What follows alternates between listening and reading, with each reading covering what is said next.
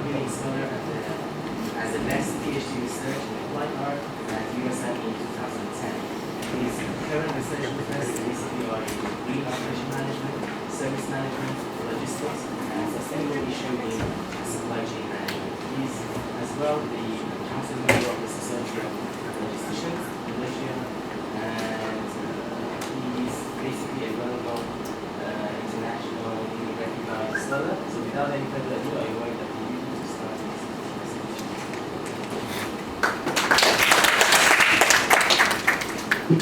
Bismillahirrahmanirrahim. Assalamualaikum. Thank you, the mayor, as our moderator, respected lecturer, Malaysia, really today, and Jews and Matias, and my respected leader.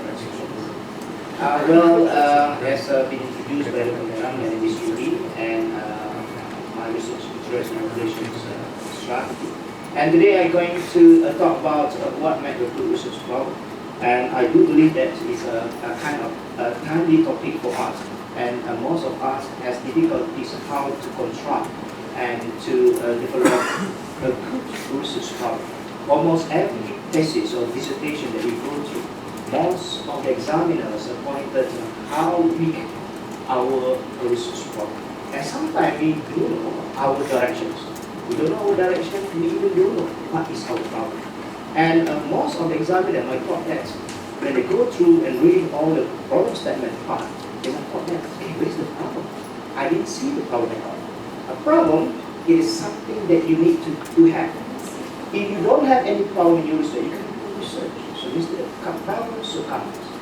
So you should have a problem. When you don't have a problem, you cannot do research. That's very basic and important. But most of us mostly interested when you want to do case study, or you want to do quantitative techniques, like fuzzy, time series, forecasting, and so on. So many techniques in quantitative, right? So for me, it's quite a good topic, and I try my level best to convey the message regarding what we should prepare to construct our good research problem.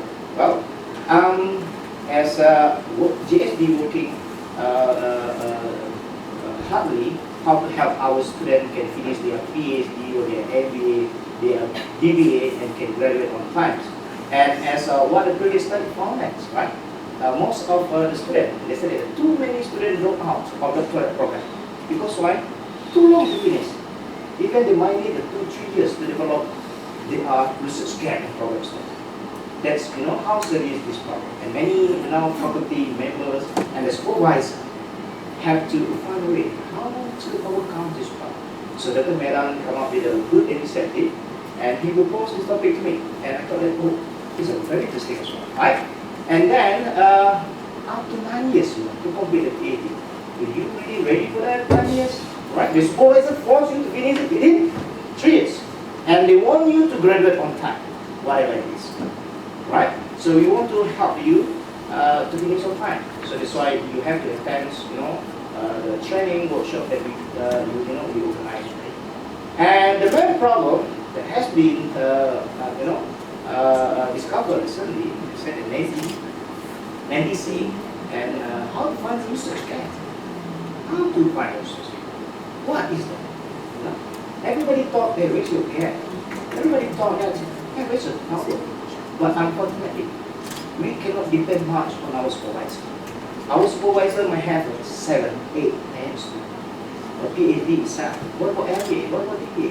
So you have to work independently. So you have to attend many trainings, workshop to dig deeper and drill up what's the things that can build your capacity to understand and to develop the research problem and research ratios. Right?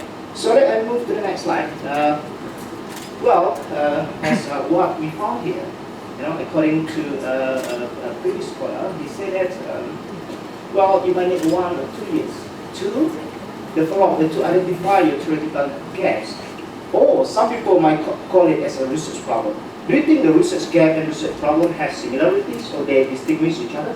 Can I get a response from the participants? Whether the research gap and research problem have the similarities. Some people call it the research problem similar with problem statement. Or, this kind of problems. Is that similar? Or Anyone who is interested to say that, oh, that's a difference? Can I get a very early response from you guys? Is that similar research gap, problem statement? Most of the time people mix up, they say that the research gap might, similar with problem statement. Can we have a very quick, exercise this morning so I can get feedback from you guys? Otherwise, I believe that it seems like I'm talking by myself, right? So nobody wants to me listening, right? So can I get a response from the participants? Right? We can get, yes. I think the research gap is a part of the research problem. Right. Research problem is a bigger one. All right, good. So research gap is a part of, problem statement, right? Yeah. So can I get a different perspective? Or Yes. The research program consists of the theoretical and practical gap. But how to combine between theoretical and practical? Right. It's very important to All right. So according to our brother over there, he said that it's a kind of gaps that we want to look at, and we want to see what the current situation, what the previous study done before, and with the ideal situations. That's my refer to research gap, according to him, right? And then what about problem statement? Problem statement is a different, right? So I don't want to answer now. Let me go moving to the next slide, right? So you will know that's the answer later on. Okay?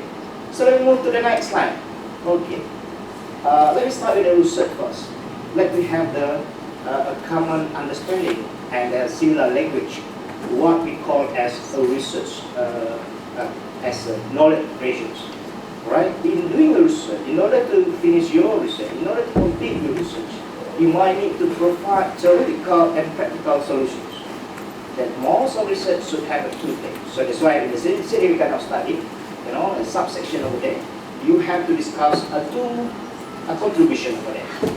What will be your theoretical contributions as well as the practical solution? And the second one, you will provide the solving problem as it represents a content of knowledge. So it means that you're generating, disseminating the knowledge. What you want to tell to the people about what you already solved in your research, right? So remember just now I told you, without the risk, without problem, you cannot even start your research. So you have to find a problem. What if I don't have a problem? You should create a problem. How do I create a problem? Right? Creating a problem, it can come from many ways. It can be from literature review, can be newspaper cuttings, or blog, or websites, and news and so on. Right? So the third one, as a many government and institutional policy and actions, yes, not all the time the government will read your research output, your paper or publication, but it's good for them to read a little bit and give their some insight to make policy. And the fourth one, to help the government and business industry to gain higher productivity and superior performance and a quality product and service. Most of the time, we look at from independent record, which is can be productivity. We want to improve our business performance. We want to improve the financial performance, and we want to improve the quality of our product. To the end, our customer enjoy it, and there is a reason for them to come back and purchase your product and services as well. And research on accessing theory and concept help us to identify, arrange the application of it. So you already have knowledge. You already go through so many subject papers during your classes. Now you have knowledge, right? So how do you apply the knowledge? Research the place, the venue for you to apply your knowledge, right? So you can give your practical solutions, you can give a theoretical solution as well. And now it's a research gap, right? There's some characteristic of research gap. The first one, many people say that, it has not been, been researched before. So nobody wants to do it. And previously when I discussed with the scholar, he told me that there are two things, why people don't want to do it. The first one, there is no previous study, no previous conceptual paper that conceptualize the relationship. So that's why you can go to exploratory study. So exploratory study is more closely to qualitative research compared to quantitative. right? Then the false results. Then start with the research gap. And the previous study found that the relationship between X and Y, because we know that in quantitative, most of the time, especially in the survey methods, we might need to test the relationships X and Y, X and Z, and so on and so forth. So when everybody say that there is a positive, when we conceptualize a positive relationship, and suddenly most of the scholars previously found a negative relationship. That's the gap. There's opportunity for us. Well, we have to go for it. And a previous study might say that was very difficult and challenging to collect the data. So instead, they have the insufficient sample. And there is no consensus among scholars. They say that a negative relationship, positive relationship, make result, and so on and so forth. Right? So that's why we can propose gaps. And the countries, I think, they say that, well, in the Western countries, most of the time, they found a positive relationship. But one paper published somewhere in Middle East, they found that there is negative relationship. So previously, when you go through with the internal marketing or market orientations, right, is a well-established topic among, I think, marketing scholars. And most of the Western researchers and scholars, they found that they look at here, there is a positive relationship. One scholar, one paper published from Middle East setting, he found a negative relationship. Why? Because the country culture, because the policy of the country. So a lot of factors that can be a gap as well in our study. Oh, we can replicate and expand the previous study using different X, Y, or Z. So I do believe that most of you here are really familiar with X, Y, and Z. Right? What is a Y? What is X? What is Y? And what is Z? Alright, very smart. So, dependent, independent, but which one independent, which one dependent?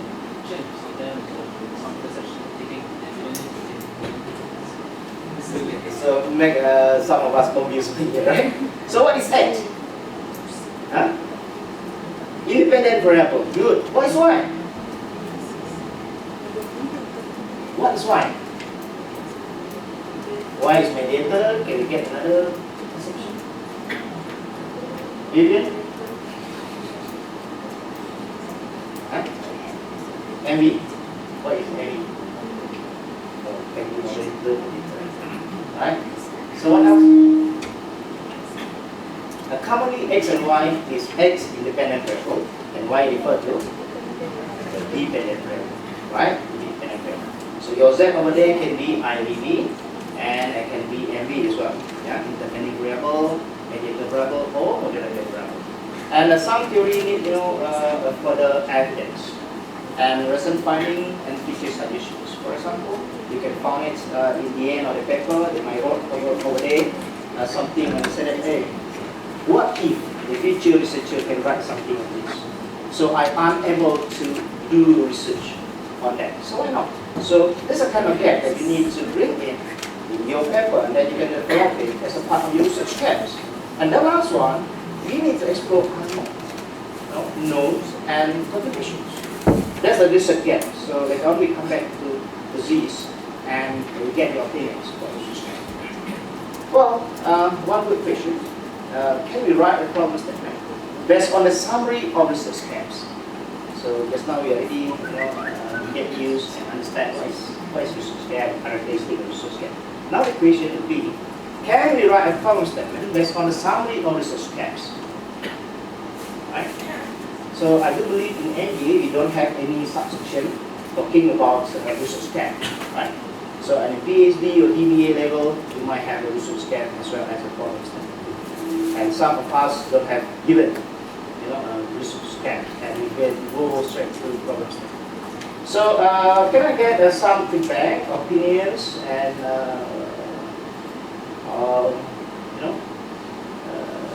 response from the participants? Can we write a problem statement based on a summary or research gap? I do believe before you come to this workshop, you can come. So before you come and attend the workshop today, you already have a knowledge, a little bit knowledge to regarding the research methodology. And then the question will be, can we write a problem statement based on the summary of research gaps? Yes, thank you. I do think that there might be research gaps in certain research, but it doesn't mean that that is relevant to the problem that you want to research on. So it must be entirely something that's missing in the research title that you want to work on, like the country settings, for example. Then that's the benefit.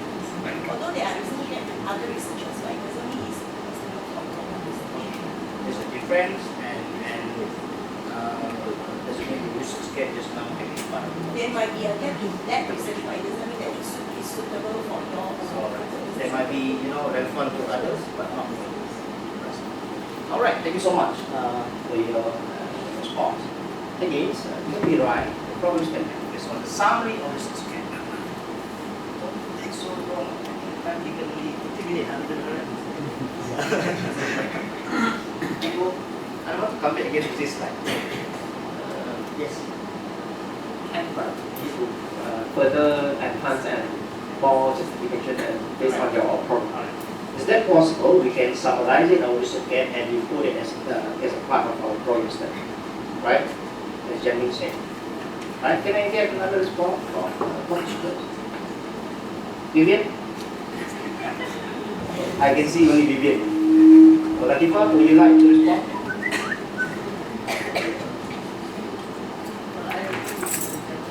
Yeah.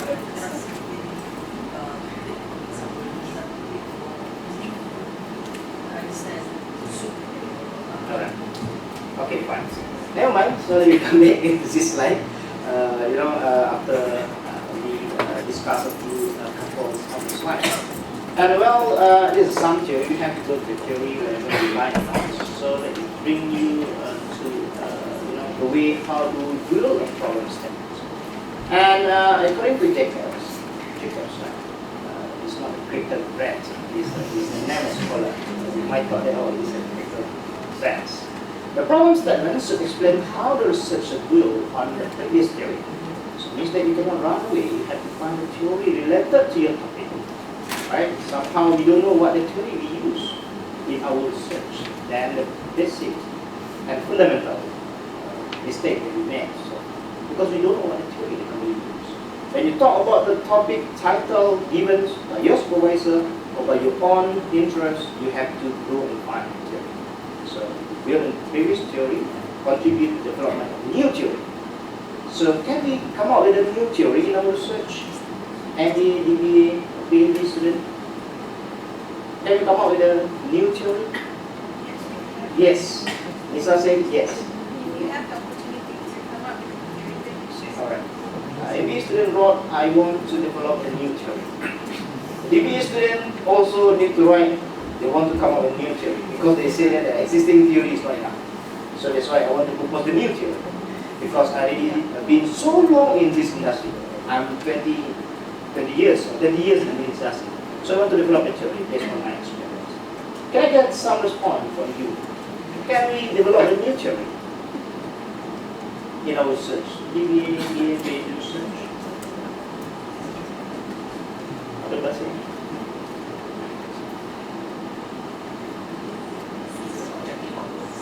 To see the objective of research. Time constraint. So yes, very difficult to develop a new theory. Then the professor also must need times, and we need a lot of budget sponsor that to conduct a study of a new theory. So don't go for that.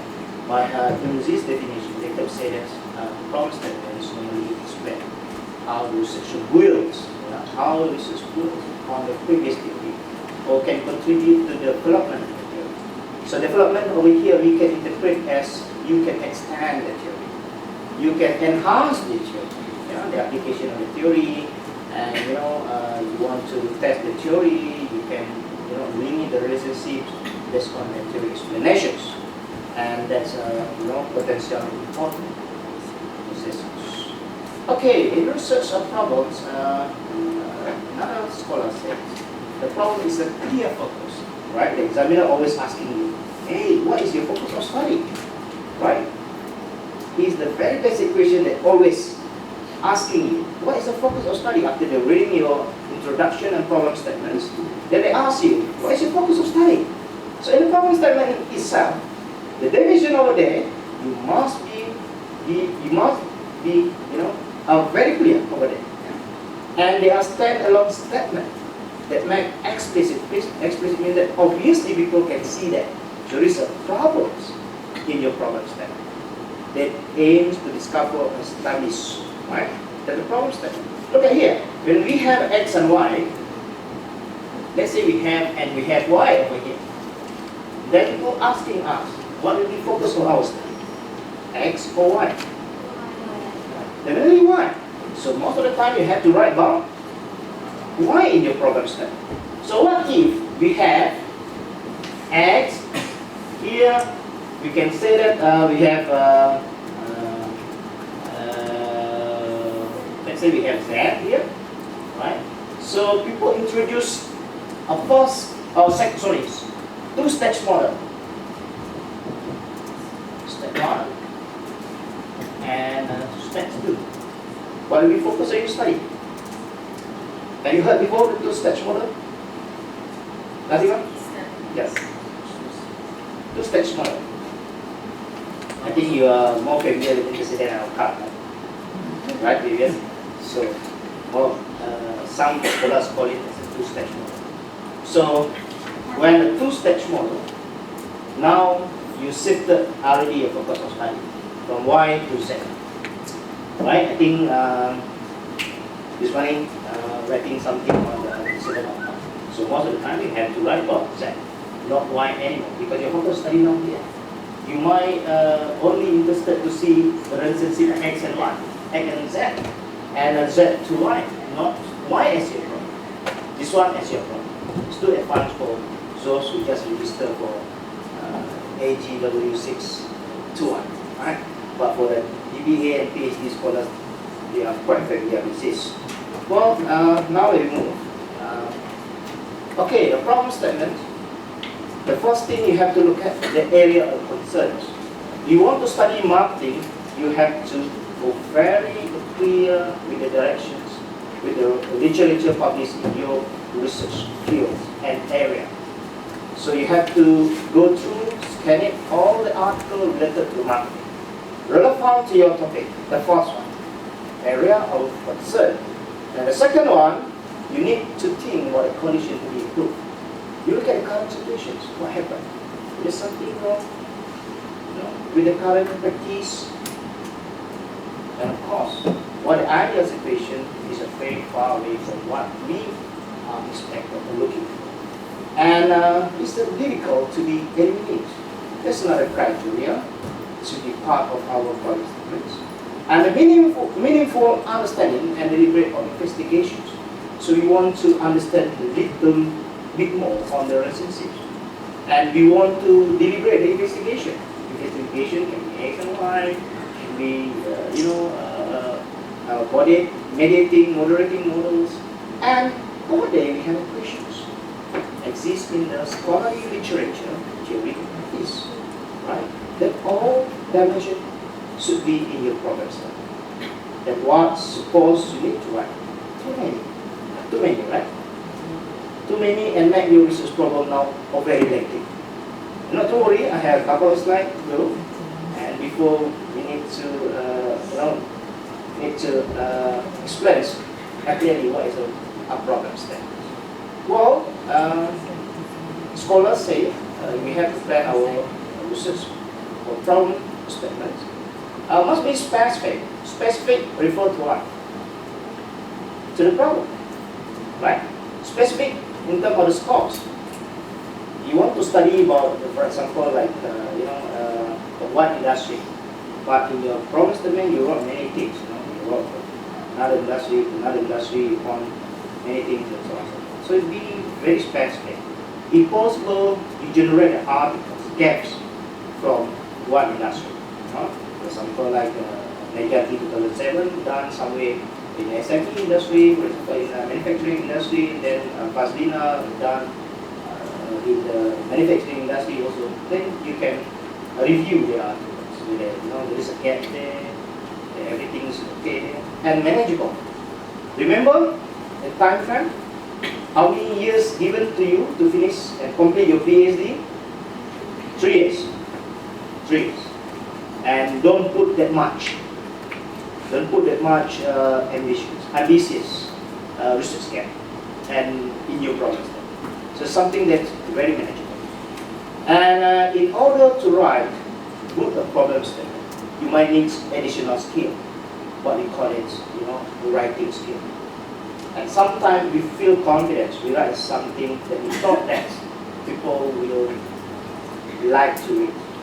People will love to read, but unfortunately, only you interested to read. So your main objective now, how to stimulate reader interest. When the examiner put their own interest in your research, they will read more and more. But if they don't like from the first page of your paper, the way how you write, they make very boring, and then they feel like, what's I write this? They might skip, and they force you a lot of question. If they really love what you read, what you write, then they enjoy your readings, and you will get less question from them. Right? So you try your little best to stimulate reader interest as well. Well, I prepared this last night. I went there quite late. I don't know what to discuss with and hopefully, based on my experience, my little greens kind of experience compared our seniors from there.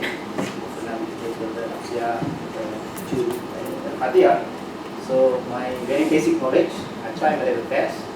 And the first thing, when I have topics, right, I select the topics. And after that, I don't want to make my life so difficult.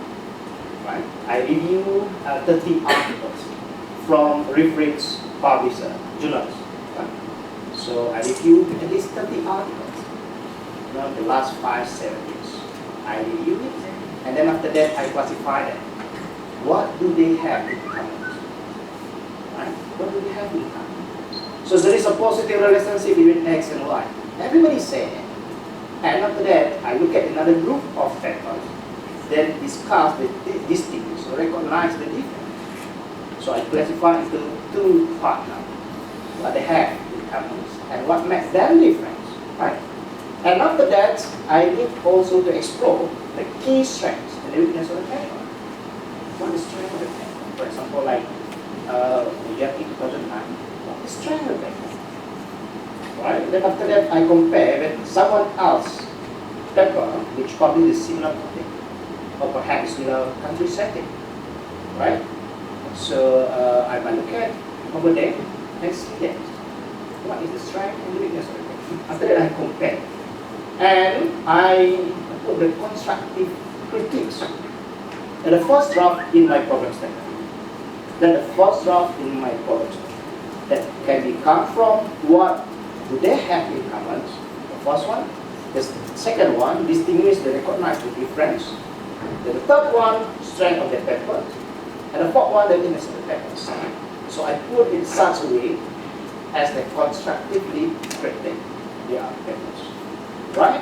And based on that situation, I might need to get, previous article or perhaps news and the policy currently being applied or implementing by the government, and I try to develop my problem. Right? So well-defined problem being tackled. So over there, from the scholars' papers, I now develop a well-defined problem being tackled. And I look at the failure. Why should I do this? What is when I doing this kind of research? Why should I do this? You should ask yourself, is that really important? Is that really important? If you think that there is a failure in the thing, and then you have to think from another direction. What would you do differently compared to the previous scholars, right? You have the 30 articles, and what would you do differently? What makes your research different compared to other scholars? Right? So another way how to make our research unique. And you can put it perhaps in your problem statement, and you can put it somewhere in the theoretical contribution of practical research as well. And sometimes we might thought that, hey, it's a good research for me, it's a good opportunity for me. I have to carry on that research. But sometimes we short circuit. We might thought that it's a good for us, but not good for everyone. For those, especially the same area with us, they might thought that, hey, yes, that's a very important. It's a very timely, it's a very critical nowadays we have to get this. And that's, a good opportunity for us as an outcome of our research and dissertation can be published somewhere in a good journal. So most of us don't know where is our direction. We don't know where is our direction. So that's why it's very difficult to us to publish. Up front, we have to plan our research. Where we want to go. What are the gaps that we have. Then we aim at some publication. Similar with us. Right? And then after you have some knowledge, how and what would you do differently over there, then you have to describe why scholar, practitioner, policy maker, which is a government, should care about it. Right? So there are some mechanisms that can help you to identify a good research problem. Okay, the David Clark is one professor in research methodology. He encouraged students to write a problem statement based on the 3 interlocking short sentences. Yeah? The first one is leading. So you might need one sentence, as the opening sentence, as the preamble, as the introduction. That's low the idea move smoothly. That will be your own sentence, right? Will be your own sentence. That's a basic exercise and assignment that David Clark gives to their students. And then the second one, you have to write about a statement of originality with identifications what the study would do. Right? The originality things you have to put there. The first one, the first sentence, right? First, second sentence will be the lead-ins. It means that the preamble, that's introduction, that allow the idea move smoothly. Right? And I pose the question to my students, especially in research methodology class. I say that the best research actually is not the one who wrote in a very technical way or very bombastic way. No. The good research, the good dissertation, where everybody can read it and enjoy it. Oh, I'm from technology management. I'm engineering background, no? And I IT engineer. I'm software engineer. I have to make the people. I want to make the reader life so complicated. So I want to write very bombastic one, very difficult ones. No, the good research, the good dissertations, can be understood by everybody. Even your grandmother can understand what you wrote. It's a good dissertation. So it means that you try to explain it. That's why when I discuss with Muhammad Sabir, I say that, hey Muhammad Sabir, look at your idea, you're jumping here and there. When you talk about the nasi lemak, you have to explain it what nasi lemak is. You cannot directly go to the donut, right? You describe it, nasi lemak, what color, what shape, and what price, where we can get nasi lemak, and when suitable time for us to do nasi lemak. You cannot go directly to the donut, so you cannot go directly to you get hungry. Okay, don't want to talk food that much. Let me go to the third point over there, the interlocking short sentences and justification. In survey, research, in a quantitative, whatever we say, we have to provide justification. You cannot write based on your feeling and intuition. You have to provide the justification. From where you get this statement, right? Otherwise, the examiner might ask you, from where you get that statement? Then we call it as justification.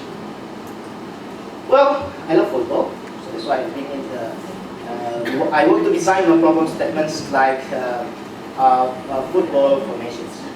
And some of you might thought that, hey, why is the relationship with problem statement football or soccer formations?